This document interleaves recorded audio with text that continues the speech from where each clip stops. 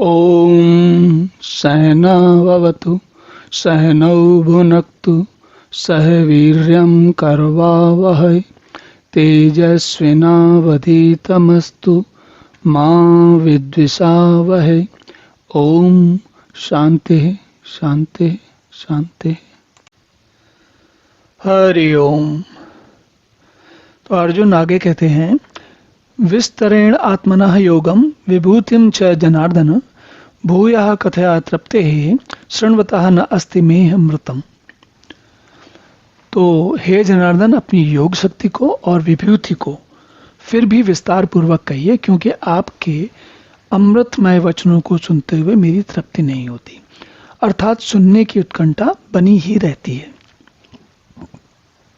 अब अगर हम अपने पिछले श्लोक के पिछले 2 श्लोकों में जो हमने उदाहरण लिया है उसी को थोड़ा सा और आगे बढ़ाएं तो क्या होता है कि हम यहाँ पर थोड़ी देर के लिए मान लेते हैं कि हमारा कोई मित्र है, वो भगवान कृष्ण की तरह बहुत कई जगह जगह घूमा है, उसने बहुत सारे अनुभव किए हैं, उसने बहुत कुछ सीखा है, वो कई वर्षों से यात्रा पे था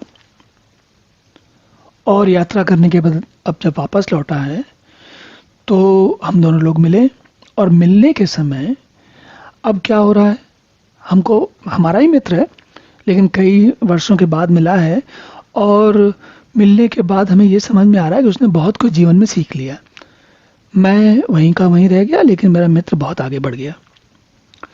तो क्या होता है, अब हम क्या कहते हैं अपने मित्र से कि भाई सुनाओ क्या क्या किया आपने, क्या क्या नई चीज़ें की, क्या नए सीखे, बातें सीखी।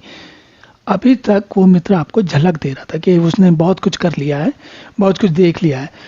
भगवान ऐसी झलक नहीं दे रहे हैं, भगवान तो केवल ये झलक दे रहे हैं कि भाई तुम जिस दुनिया को वास्तविक समझ रहे हो, जिस संसार में जिस युद्ध को तुम वास्तव ये जीवन का अंतिम सत्य समझ रहे हो, ये अंतिम सत्य नहीं है बल्कि इसके अतिरिक्त बहुत कुछ है। तो ये बात भगवान कृष्ण ने अर्जुन को कही है। शुरुआत जो गीता का आरंभ है लगभग इसी बात से आरंभ होता है, जब अर्जुन के विषाद होने की स्थिति होने के बाद भगवान कहते हैं कि भाई तुम कहाँ उलझ गए। और अगर हम अपने मित्र के उदाहरण को लें जो बहुत जगह घूम आया है और हम तो अपने वहीं के वहीं रह रहे थे, तो हम अपनी माया जाल में उलझे हुए हैं, उसी में वही काम करते हैं, वही जिंदगी जीते हैं, वही दिनचर्या जीते हैं, कुछ नया नहीं हुआ हमारे साथ। जबकि हमारा मित्रवर जो है वो बहुत कुछ घूमा है, बहुत कुछ देखा है, तो अब वो कह रहे हैं कि तुम कहाँ उलझे हुए हो, दुनिया देखो कहाँ जा रही है। और ऐसा कभी कभी आपके साथ हुआ होगा, शायद जीवन में संभव हुआ है, ऐसा है कि कभी हुआ हो। तो वो कहते हैं अर्जुन कि विस्तरेण आत्मना योगम, विस्तार से बताओ भाई आत्मना, मुझे अपने बारे में आत्मना जो कुछ आप बताना चाहते हो विस्तार से बताओ, अपनी अलग अलग विभूतियों के बारे में। हे जनार्दन, अपनी अपनी अलग अलग विभूतियों के बारे में विस्तार से बताओ। क्यों? क्योंकि इसको सुनने में का मुझे बड़ा उत्साह हो रहा है और सुनने की बड़ी इच्छा हो रही है, क्योंकि ऐसा लग रहा है कि बहुत कुछ नई नई बातें पता लगने वाली हैं। अब क्या होता है कि कोई कहानी, जैसे हम अगर उस मित्र के बारे में सोचें जो घूमने गया था, तो उसने थोड़ा संक्षेप में बताया कि भाई मैं यहाँ गया, हवाई जहाज से गया, वहाँ गया तो रेल से गया, वहाँ गया तो कार से गया, वहाँ गया तो पहाड़ पे गया, वहाँ गया तो समुद्र में इतने दिनों तक घूमता रहा और नाना प्रकार के पक्षी और जलचर और पता नहीं क्या क्या देखा। और हिमालय पे गया तो वहाँ कुछ और देखा, और केरल में गया तो वहाँ कुछ और देखा, और महाराष्ट्र के तट पे, गुजरात के तट पे गया तो वहाँ कुछ और देखा। फिर मैं रसिया चला गया तो वहाँ कुछ और ठंडा देखा। फिर मैं कहीं वो अर्जेंटीना चला गया, फिर मैं कहीं अमेरिका चला गया, फिर कहीं ऑस्ट्रेलिया चला गया, जाने कहाँ कहाँ चले गए वो। तो जब मित्र इतने सारे घूम के आए तो हम क्या कहते हैं उससे, हम कहते हैं कि भाई जरा विस्तार से बताओ क्या किया तुमने, थोड़ा आनंद लिया जाए। अब हम तो हर जगह नहीं आ सकते, लेकिन कम से कम अपने शब्दों में विस्तार से बताओ तो हमें भी ऐसा लगे कि हम भी वहाँ गए थे। तो हम जो वहाँ गए थे और हमने अपनी साक्षात अपनी आंखों से देखा, तो जब मित्र हमें बताता है तो क्या होता है, हमें ऐसा लगता है हम अपनी आंखों से देख रहे हैं। आजकल के समय में एक अलग बात है, मित्र जो है फेसबुक पे शेयर कर देता है या व्हाट्सएप में वीडियो भेज देता है कि देखो हम कहाँ घूम रहे हैं। लेकिन अलग अलग विभूतियों को विस्तार से तो बता रहा है। वो वीडियो क्या है, विस्तार ही तो है। और व्हाट्सएप में जो वो चित्र भेज रहा है वो क्या है, विस्तार ही तो है। तो जैसे हमें आज विस्तार से जानने की इच्छा होती है, उत्कंठा होती है, इसी प्रकार अर्जुन को जानने की उत्कंठा इच्छा हो रही है। लेकिन एक बड़ा मूलभूत अंतर है। क्या है? हमें अपने मित्र से अलग अलग स्थानों को, अलग अलग अनुभवों को जानने की इच्छा हो रही है।